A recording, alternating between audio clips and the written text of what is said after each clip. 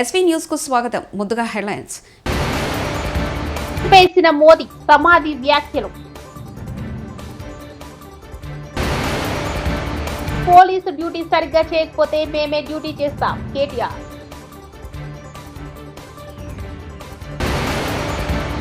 విజయ్ దివస్ అమరవీరులకు governor, deputy CM నివాళులు.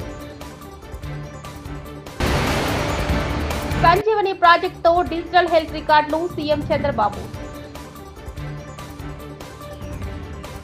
ప్రధాని మోదీకి ప్రాణహాని కలిగించేలా వ్యాఖ్యలు చేసిన కాంగ్రెస్ నేతలు క్షమాపణ చెప్పాలని పార్లమెంట్ ఉభయ సభల్లో అధికార పక్షం డిమాండ్ చేసింది. సోమవారం సమావేశాలు ప్రారంభం కాగానే బీజేపీ ఎంపీలు లోక్సభ, రాజ్యసభలో తమ స్థానాల్లో నిలబడి కాంగ్రెస్ సభ్యులకు తీవ్ర నిరసన తెలియజేశారు.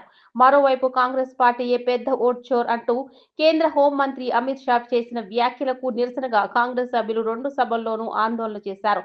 దీంతో మధ్యాహ్నం 2 గంటల వరకు పలుమార్లు ఉభయ సభలు వాయిదా పడ్డాయి.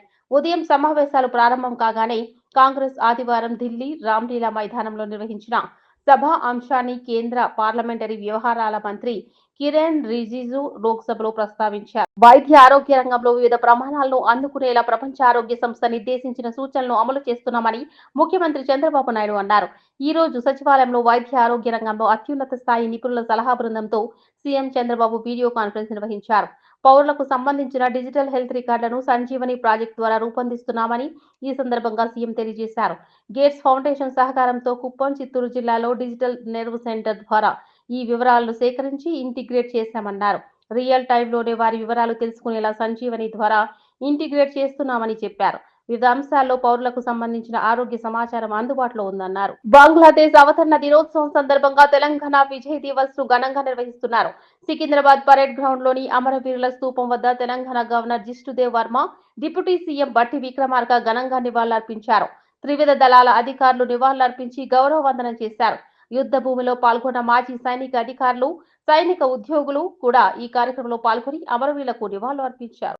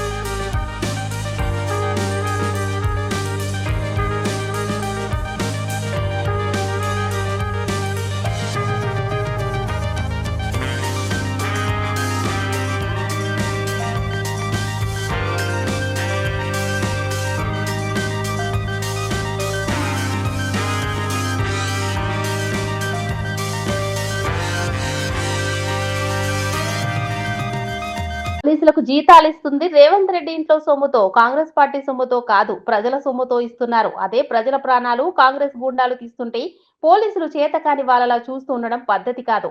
పోలీసులు ఇలా ఏ చర్యలు తీసుకోకుండా చూస్తూ కూర్చుంటే మేము తిరగబడే రోజు వస్తుందన్నారు కేటీఆర్. ఇంత క్రూరమైన కార్యక్రమం కాంగ్రెస్ పార్టీ నాయకులు చేసిన తర్వాత కూడా ఇవాళ ఇక్కడున్న ప్రభుత్వము, ఇక్కడున్న పోలీసులు నిజంగా కూడా వారు వ్యవహరిస్తున్న తీరు అత్యంత దారుణం, అత్యంత అమానవీయం.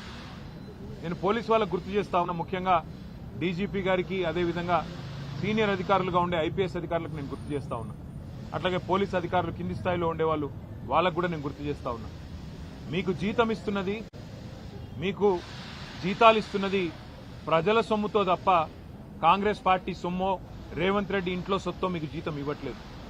ప్రజలు ఇచ్చే పైసలతోనే మీకు జీతాలు ఇస్తున్నది ప్రభుత్వం.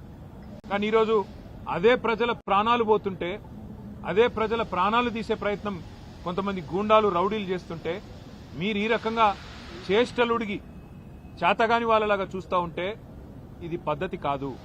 ఇక మేము కూడా మీరు ఈ రకంగానే నిశ్చేష్టులుగా చూస్తుంటే, ఏ యాక్షన్ కూడా తీసుకోకుండా ఇట్లనే గమ్మున ఉంటే మరి మేము కూడా తిరగబడే రోజు వస్తుంది. రాష్ట్రం మొత్తంలో కూడా శాంతి భద్రతల సమస్య వస్తుంది.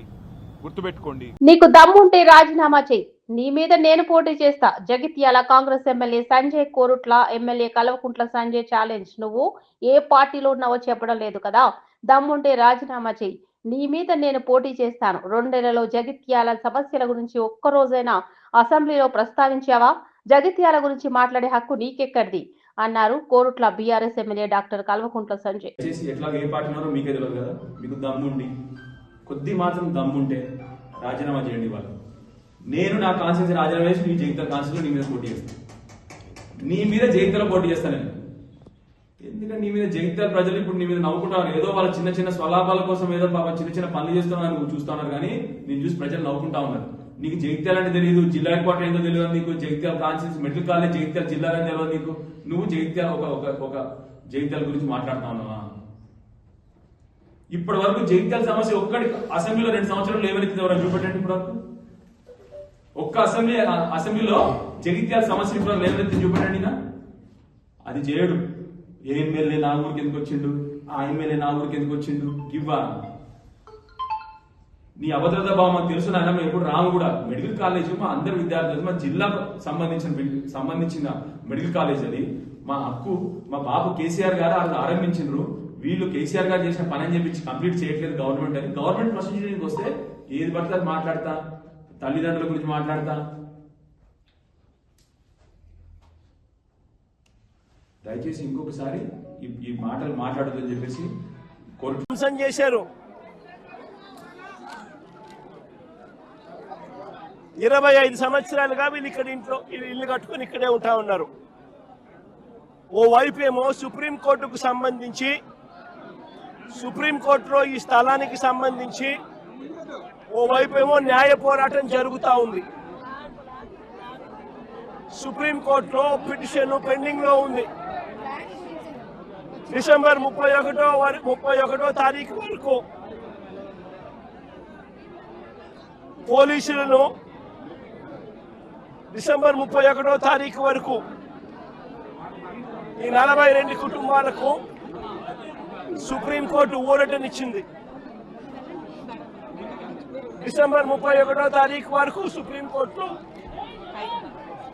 ఊరట పొందిన ఈ కేసులో ఈ 42 కుటుంబాలు ఓవైపున సుప్రీంకోర్టులో కేసు పెండింగ్ ఉండగానే 31వ తారీఖు వరకు ఊరట ఉండగానే ఇక్కడ పోలీసులను అడ్డు పెట్టుకొని ఏకంగా 200 మంది పోలీసులు ఇక్కడ వచ్చి ప్రైవేట్ పార్టీకి మద్దతు తెలుపుతూ వేసిన మోదీ సమాధి వ్యాఖ్యలు. పోలీసు డ్యూటీ సరిగ్గా చేయకపోతే మేమే డ్యూటీ చేస్తాం కేటీఆర్.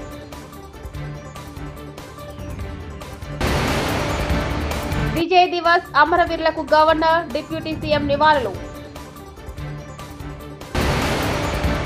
సంజీవని ప్రాజెక్టుతో డిజిటల్ హెల్త్ రికార్డులు సీఎం చంద్రబాబు. ఇవి బులెటిన్ విశేషాలు చూస్తూనే ఉండండి ఎస్వీ న్యూస్.